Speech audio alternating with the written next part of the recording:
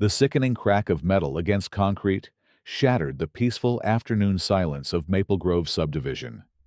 Mike Thompson's 12-year-old body hit the sidewalk with a dull thud, his modified mountain bike skidding across the pavement in a twisted heap of bent spokes and scattered reflectors.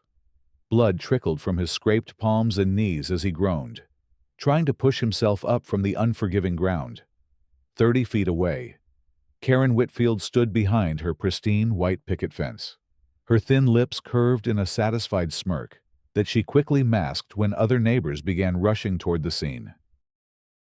The crash hadn't been an accident. The brake cables on Mike's bicycle had been severed with surgical precision, leaving just enough connection to appear functional during a casual inspection, but guaranteeing failure under pressure. Karen had watched from her kitchen window as the boy pedaled down Sycamore Street, building speed on the gentle decline that led to the busy intersection. She'd timed it perfectly. Mike Thompson was the kind of kid who tried harder than most, but faced challenges that weren't immediately visible to casual observers. At 12 years old, he carried extra weight that made simple activities like running or climbing more difficult than his peers experienced. His mother, Captain Sarah Thompson of the Metro City Police Department, had encouraged him to take up cycling as a low-impact way to build cardiovascular health and confidence. What had started as reluctant compliance with doctor's orders had blossomed into genuine enthusiasm. Mike had fallen in love with the freedom of movement, the wind in his face, and the growing strength in his legs as he tackled longer routes around their neighborhood. Every morning before school, and most afternoons when homework was finished, Mike could be found pedaling through the winding streets of Maple Grove. His bike was his pride and joy, a sturdy Trek mountain bike that his mother had chosen specifically for its reliability and comfort. He'd personalized it with LED spoke lights, a horn that played the opening notes of Charge, and a small American flag attached to the rear rack in honor of his mother's service.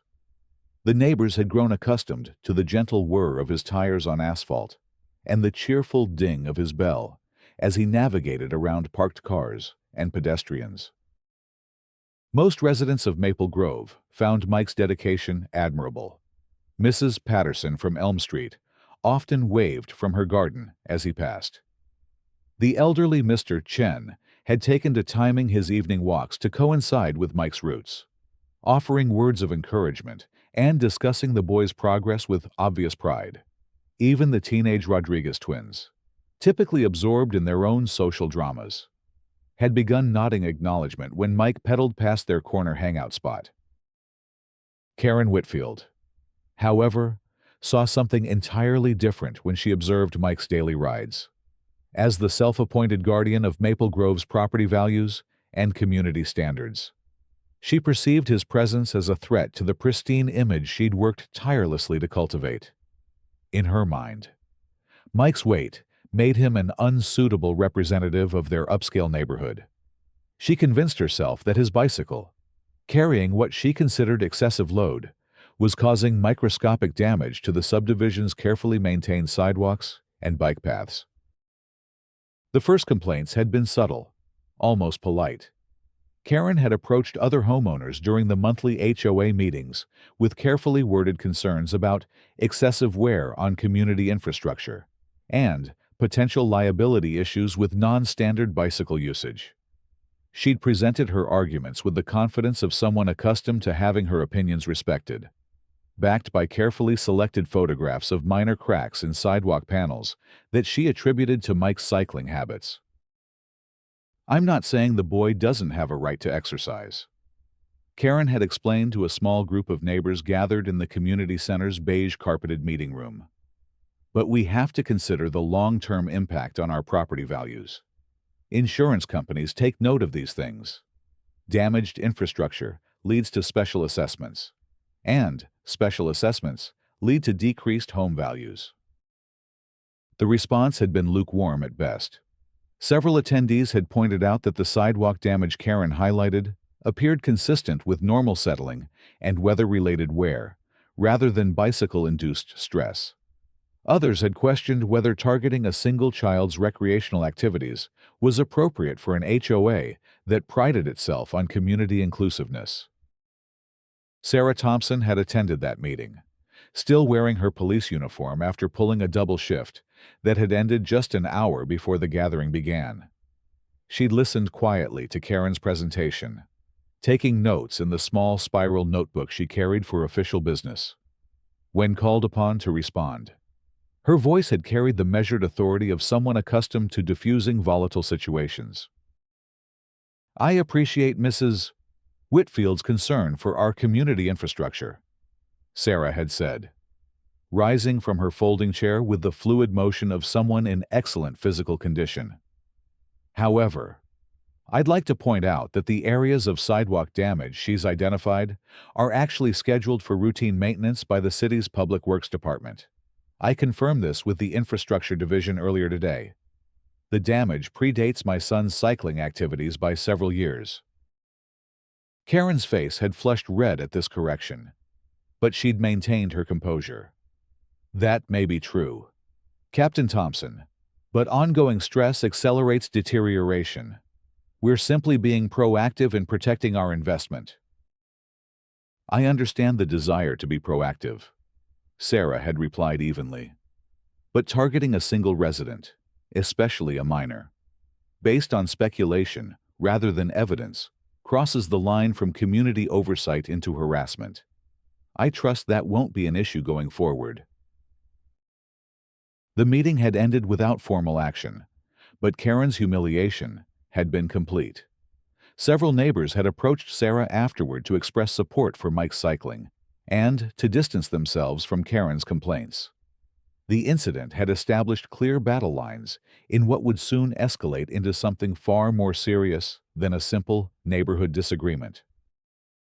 Karen's next attack had been more direct and considerably more malicious. She'd begun a whisper campaign designed to portray Mike as a danger to other children and a nuisance to the community. She'd approached parents at school pickup areas, homeowners working in their yards, and joggers on the community trails with carefully crafted stories about near misses, property damage, and safety concerns. "I saw him nearly collide with the Pattersons' granddaughter yesterday," she'd told Mrs. Rodriguez, while both women waited for their respective children after soccer practice. "The little girl had to jump into the bushes to avoid being hit. He simply doesn't have the control necessary to safely navigate around pedestrians." The story was fabricated, but Karen told it with such conviction that several listeners had accepted it as fact. She'd varied the details with each retelling, always ensuring that Mike was portrayed as the aggressor in situations that ranged from merely inconsiderate to genuinely dangerous. When confronted by Sarah Thompson about these spreading rumors, Karen had maintained her innocence with practiced ease. "I'm simply sharing my observations. Captain, if multiple people are reporting similar concerns, perhaps there's validity to the pattern." But Karen's campaign had largely backfired. The families who knew Mike personally dismissed the stories as obvious exaggerations. Others, recognizing Karen's history of manufacturing drama where none existed, had simply ignored her entirely. A few parents had even made a point of seeking out Sarah Thompson to express their support and to distance themselves from Karen's increasingly obvious vendetta. Frustrated by her inability to generate meaningful community opposition to Mike's cycling, Karen had escalated to more direct sabotage. The first incident had been relatively minor. She'd loosened the bolts on Mike's seat, causing it to wobble dangerously during his afternoon ride. Mike had noticed the problem before any serious damage occurred and had asked his mother to help him tighten the hardware. Sarah had immediately recognized that the loosening wasn't due to normal wear and tear. The bolt pattern suggested deliberate tampering, and the precision of the loosening indicated someone with basic mechanical knowledge, rather than random vandalism. She'd increased her surveillance of Mike's bike storage area and had begun conducting more thorough pre-ride inspections. The second incident had been more serious. Karen had punctured Mike's rear tire with a thin nail, positioning it so that the leak would develop gradually during his ride, rather than immediately upon inflation. Mike had been forced to walk his disabled bike home from nearly 2 miles away, arriving hot, frustrated, and confused about how the puncture had occurred. This time, Sarah had found the nail and recognized its deliberate placement. She'd also noticed fresh footprints in the soft soil around their bike storage shed, prints that matched Karen's distinctive running shoes.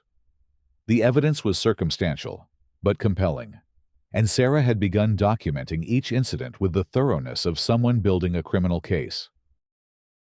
Karen's most audacious act of sabotage had been her systematic slashing of Mike's replacement tires over a 3-week period. Each time, Mike repaired or replaced his damaged equipment. Karen would strike again within days. She'd varied her methods to avoid establishing a clear pattern, sometimes using a razor blade to create thin slits that would fail under pressure. Other times puncturing the tire walls with a sharp awl that left holes small enough to be mistaken for manufacturing defects. The repeated sabotage had begun to take a toll on Mike's enthusiasm for cycling. He'd started asking his mother why someone would want to hurt his bike, and Sarah had struggled to provide age-appropriate explanations for adult malice that she herself found difficult to comprehend. "Mom, maybe I should just stop riding," Mike had said one evening after discovering his 4th punctured tire in 2 weeks. "I don't want to cause problems for anyone." Sarah had knelt beside her son, placing firm hands on his shoulders and looking directly into his eyes. "Mike, you are not causing problems for anyone. What's happening to your bike is not your fault, and you should never have to give up something you love because someone else is acting badly." "But what if Mrs. Whitfield is right? What if I'm too heavy for my bike? What if I really am damaging things?" The pain in her son's voice had ignited a cold fury in Sarah Thompson that she'd rarely experienced even during her most challenging police work. The idea that an adult would systematically undermine a child's self-confidence through acts of sabotage crossed every line of decency she recognized. "Listen to me carefully, Mike. Your bike is rated for riders much heavier than you are. You're not damaging anything. You're not hurting anyone. And you have every right to ride safely in your own neighborhood. What's happening here is not about your weight or your bike. It's about someone who's forgotten how to be a decent neighbor." But Karen's campaign had been building towards something more dangerous than mere property damage. Her escalating frustration with Mike's continued cycling and his mother's protective response had driven her to plan an act of sabotage designed to cause genuine physical harm. She'd spent hours researching bicycle brake systems online, learning how to compromise their function in ways that wouldn't be immediately apparent to casual inspection. The brake cables on Mike's Trek mountain bike consisted of braided steel wires, housed in protective sheaths, and connected to hand levers through a system of pulleys and attachment points. Karen had learned that severing most of the cable strands while leaving a few intact would create a delayed failure mechanism. The brakes would feel normal during gentle application, but would fail catastrophically when maximum stopping power was needed. She'd waited for a morning when Sarah was called to an early shift, and Mike was still asleep, using wire cutters borrowed from her husband's tool collection. She'd carefully accessed the rear brake cable housing and had made precise cuts that left only a few strands of wire maintaining connection. She'd then repositioned the housing to conceal the damage and had retreated to her kitchen window to wait for the inevitable result.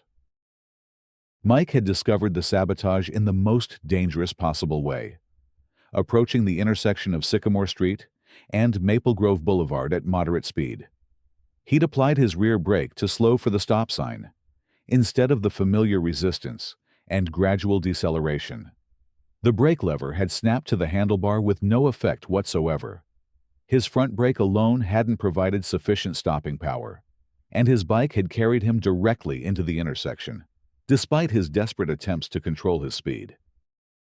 Only the quick reflexes of a delivery truck driver had prevented a serious collision. The driver had spotted Mike's distress and had managed to stop his vehicle inches from the boy's front wheel. Mike, panicked and overcorrecting, had yanked his handlebars hard to the right and had lost control entirely. His bike had struck the curb at an angle that sent him flying over the handlebars and onto the concrete sidewalk with bone-jarring force. The sound of the crash had drawn immediate attention from multiple neighbors. Mrs. Patterson had rushed from her garden with a portable phone already in hand, calling 911 while kneeling beside Mike to assess his injuries. Mr. Chen had arrived with a first aid kit and had begun applying pressure to Mike's bleeding scrapes while speaking to him in calm, reassuring tones designed to prevent shock. Karen had maintained her position behind her fence, observing the scene with satisfaction that she'd carefully masked as concern when other neighbors had gathered.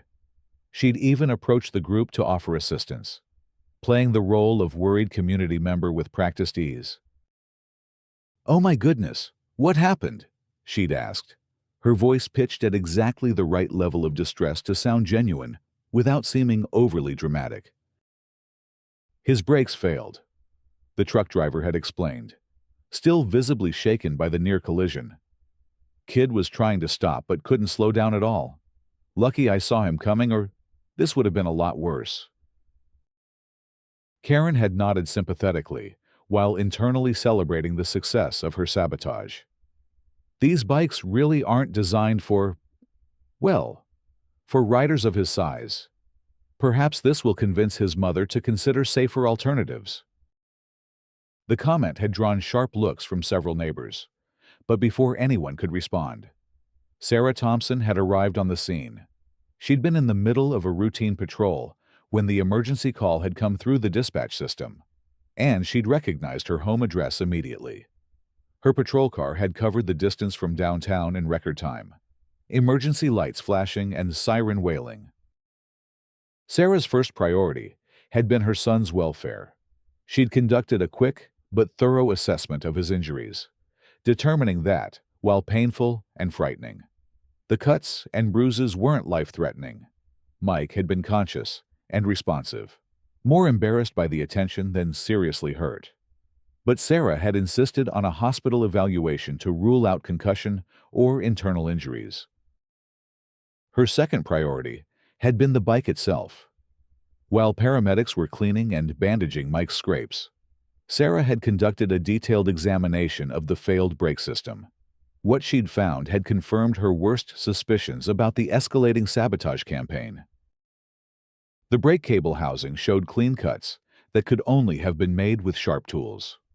The remaining wire strands had failed under tension, leaving frayed ends that clearly indicated deliberate severing rather than normal wear or accidental damage.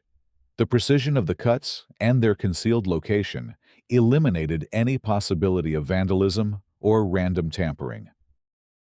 Sarah had photographed the evidence from multiple angles using her department-issued camera, documenting the sabotage with the thoroughness of someone preparing for criminal prosecution. She'd also collected the severed cable segments as physical evidence, sealing them in labeled evidence bags according to standard procedure. But the most damning evidence had come from an unexpected source. Mrs. Patterson, while tending her garden earlier that morning, had noticed Karen's unusual behavior around the Thompsons' bike storage area, concerned about potential theft. She'd taken several photographs with her phone, intending to share them with Sarah as a security precaution.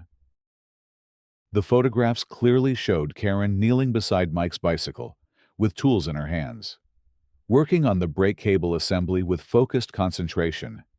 The timestamps on the images placed her at the scene during the precise window when the sabotage must have occurred.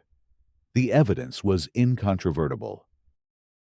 Sarah had approached Karen while Mike was being transported to the hospital for precautionary X-rays. Her training as a police officer had taught her to control her emotions during confrontations, but the deliberate targeting of her child had tested that discipline to its limits.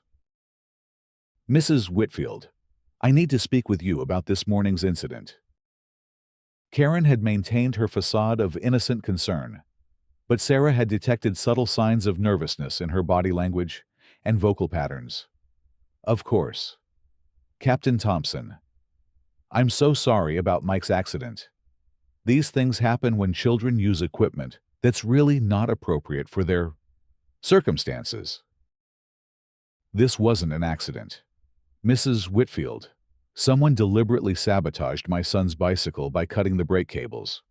The damage was precise and concealed, indicating mechanical knowledge and clear intent to cause harm. Karen's face had paled slightly, but she'd continued her performance. How terrible! Who would do such a thing to a child? Have you considered that it might be other children? Sometimes kids don't understand the consequences of their pranks. I have a witness who observed you tampering with Mike's bike this morning. Mrs. Whitfield. I also have photographic evidence that places you at the scene during the relevant time period.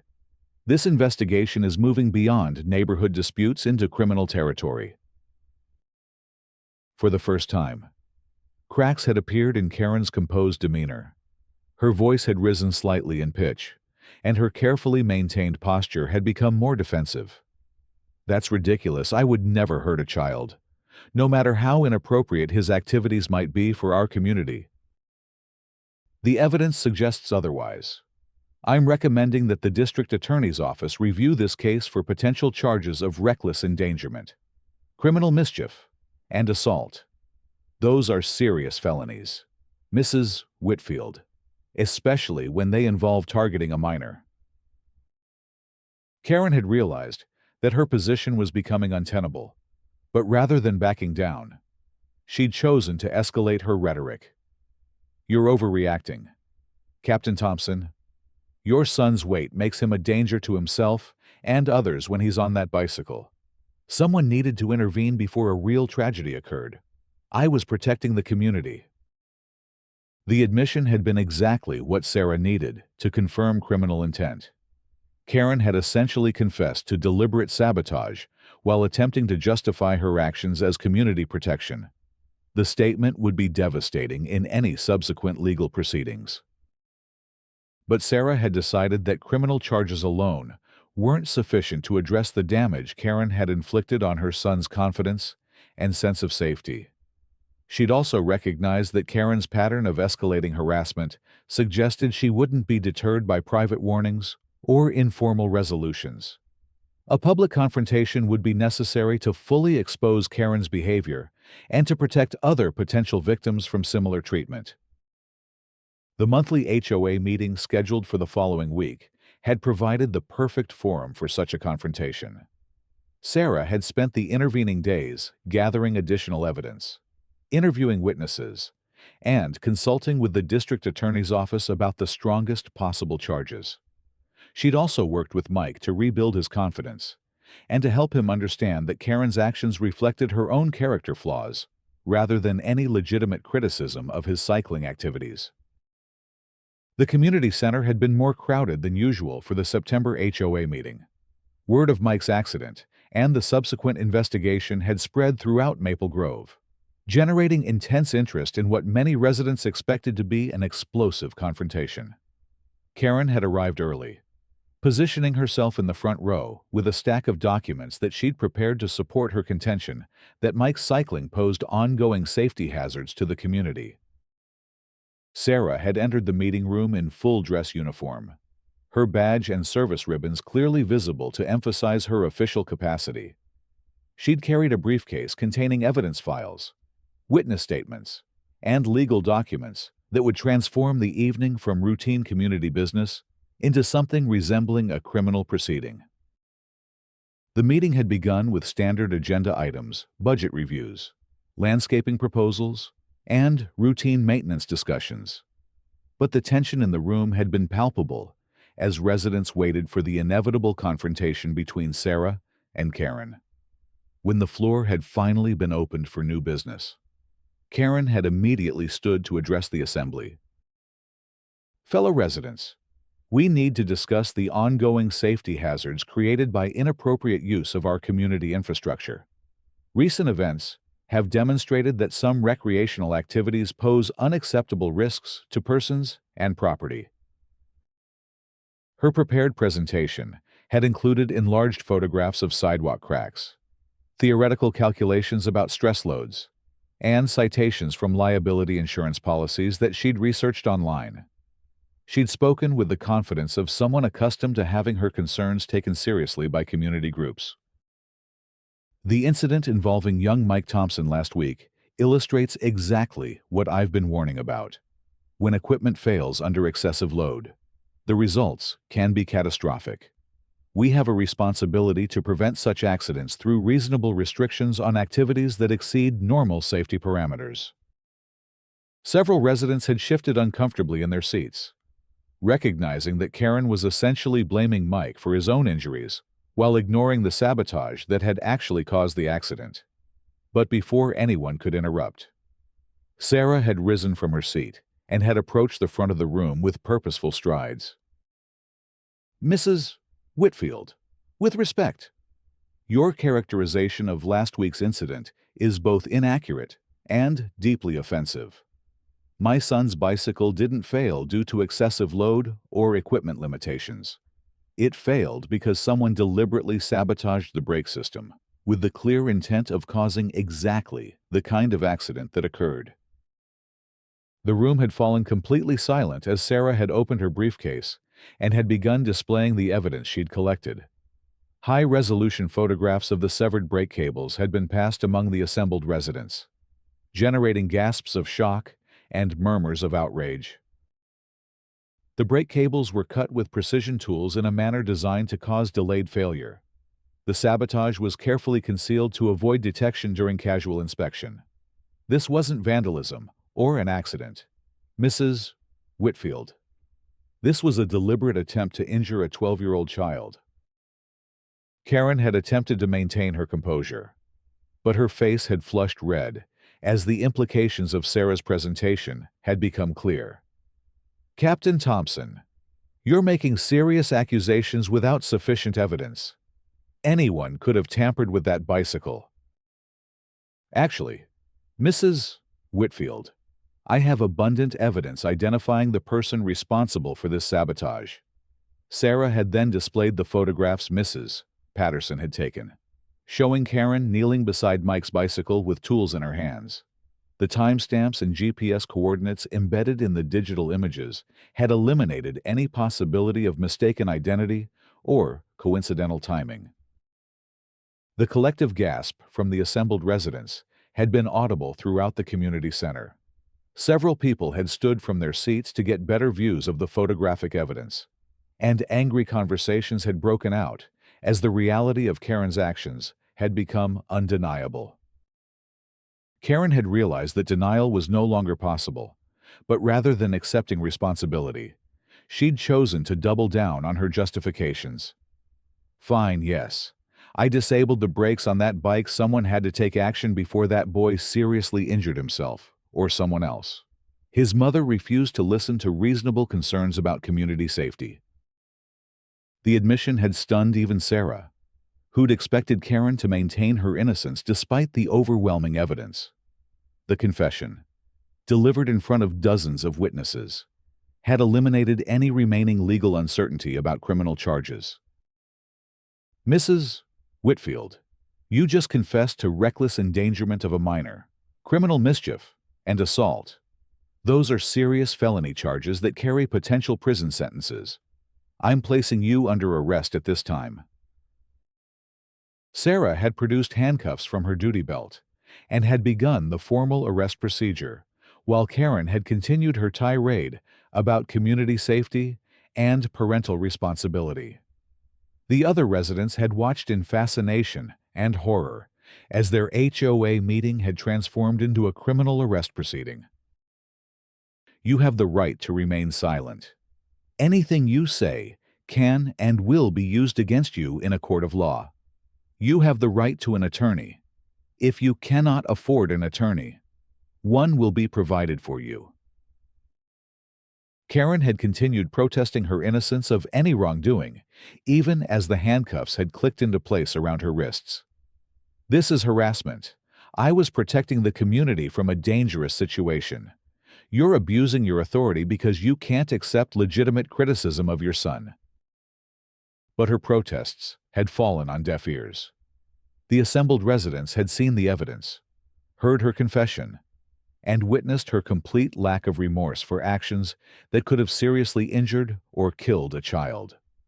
The community that had once respected her opinions and deferred to her leadership had turned against her with the same unanimity she'd once commanded. The arrest had been processed through normal channels, with Karen spending the night in county lockup before being released on bond the following morning. The charges filed by the district attorney's office had been comprehensive, reckless endangerment, criminal mischief, assault, stalking, and harassment. The photographic evidence, witness statements, and Karen's own recorded confession had made the case virtually impossible to defend. The legal proceedings had moved quickly through the court system. Karen's attorney had attempted to negotiate a plea bargain that would have avoided jail time in exchange for guilty pleas to reduce charges. But the prosecutor had insisted on meaningful consequences for actions that had deliberately targeted a child. The case had ultimately been resolved through a plea agreement that included jail time, restitution, and a permanent restraining order prohibiting Karen from any contact with the Thompson family. The financial consequences had been severe. Karen had been required to pay for Mike's medical expenses, bicycle repairs, and psychological counseling to address the trauma of being deliberately targeted by an adult neighbor. She'd also faced civil liability for the emotional distress her actions had caused both Mike and his mother. The total financial impact had exceeded $30,000, forcing Karen and her husband to refinance their home to cover the judgments. The social consequences had been equally devastating.